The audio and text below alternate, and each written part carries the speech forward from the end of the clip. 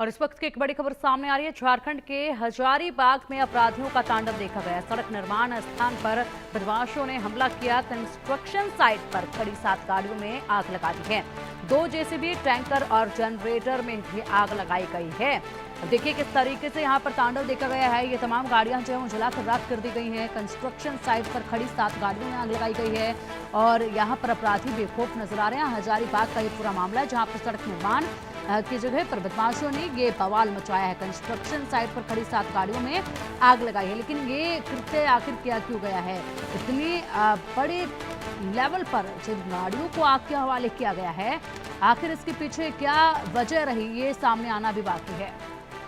और चलिए अब अधिक जानकारी के लिए हमारे सहयोगी मनीष मेहता का रुख करेंगे। Manish, 2 JCB, generator, tanker, truck, 7 गाड़ियों में आग लगाई गई है। क्या वजह रही इसके पीछे? अपराधियों को पकड़ा गया या नहीं अब तक?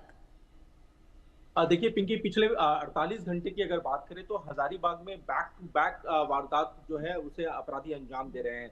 पहले दिन दहाड़े हजारीबाग शहर के बीचों बीच श्री ज्वेलर्स के ऊपर के शोरूम के ऊपर फायरिंग कर दी जाती है और आप देखिए उस घटना को घटे हुए 24 घंटे भी नहीं होते हैं और उसके बाद जो है अपराधी 2 दर्जन की संख्या में आते हैं हजारीबाग के बड़का गांव में और जो रोड कंस्ट्रक्शन से जुड़ी कंपनी होती है उससे उससे संबंधित जो साइट होता है वहां पर वो अटैक करते हैं, फायरिंग करते हैं और जो मजदूर होते हैं, जो कर्मचारी होते हैं, उनकी पिटाई करते हैं और साथ ही साथ वहां पर जो कंस्ट्रक्शन से जुड़ी हुई जो गाड़ियां थी, जो जेसीबी थी, उन्हें बकायदा जला दिया जाता है और इस पर पूरी तरह से जो हजारीबाग की जो पुलिस है वो खामोश बैठी हुई है। बड़ा सवाल यह है कि बैक टू बैक 48 घंटे में एक के बाद एक वारदात हो जा रही है और पुलिस कर क्या रही है? हर घटना के होने के बाद जो है पुलिस वहां पर पहुंचती है और लोगों को आश्वासन दे रही है कि हम इस घटना के बाद जो है कार्रवाई करेंगे, लेकिन इसके बावजूद जो एक तरह से भय का जो एक माहौल है वो हजारीबाग में, व्यापारियों में, कंस्ट्रक्शन कंपनियों में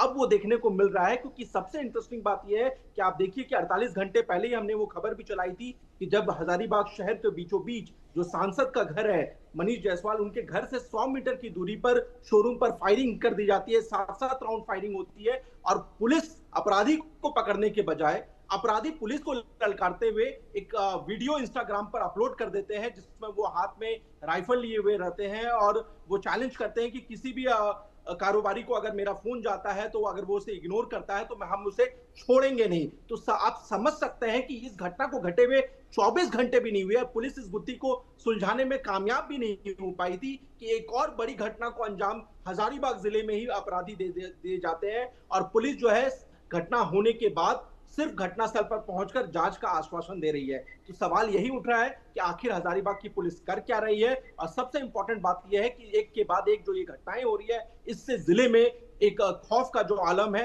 वो साफ तौर पर देखा जा रहा है। जी बिल्कुल। और इसी के साथ यहाँ पर जिस तरीके से इन बदमाशों ने इस पूरे घटनाक्रम को अंजाम दिया है, कड़ी कार्रवाई उन पर होनी चाहिए। इसी के साथ यहाँ पर अब बड़ा खामियाजा जो हुआ है, इस पर अधिकारियों की तरफ से क्या कुछ कहा जा रहा है, कैसे आगे काम जो है वो बढ़ाया जा रहा है, मौके पर फिलहाल हालात कैसे हैं? देखिए मौके पर जो पुलिस जो है वो पहले सुबह ही पहुंच चुकी थी घटनास्थल पर कि अगर हम बात करें, अब पुलिस कह रही है कि हम जांच कर रहे हैं। जो कंस्ट्रक्शन कंपनी से जुड़े हुए मैनेजर है उनका कहना था कि किसी भी तरह की कोई रैंसम नहीं मांगी गई थी, ना कोई पर्चा भेजा गया था, इसके बावजूद कैसे ये कार्रवाई कर दी गई, हमसे तो कोई फिरौती मांगी ही नहीं गई, तो फिर ये कार्रवाई क्यों की गई, बदले की कार्रवाई क्यों की गई? तो आप समझ सकते हैं एक डर का माहौल है। दूसरी तरफ अगर पुलिस की बात करें तो पुलिस का साफ कहना है कि इस पूरे मामले पर हम जांच कर रहे हैं और जो भी दोषी होगा, जो भी गैंग इस पूरे मामले में शामिल है, उसके खिलाफ सख्त से सख्त कार्रवाई की जाएगी। लेकिन अहम सवाल यह है कि आप देखिए कि एक हफ्ते पहले ही झारखंड में बड़े पैमाने पर प्रशासनिक फेरबदल हुए हैं। जिले के कप्तान से लेकर के जिले के उपायुक्त तक को बदला गया है और इन सब के बीच हजारीबाग जो है पिछले 48 घंटे में एक क्राइम का एपिक सेंटर बनता जा रहा है झारखंड में। और जिस तरह से लगातार यहाँ पर एक के बाद एक घटनाएं घट रही हैं और अपराधी खुलेआम पुलिस को चैलेंज कर रहे हैं, साथ ही साथ कारोबारियों को वो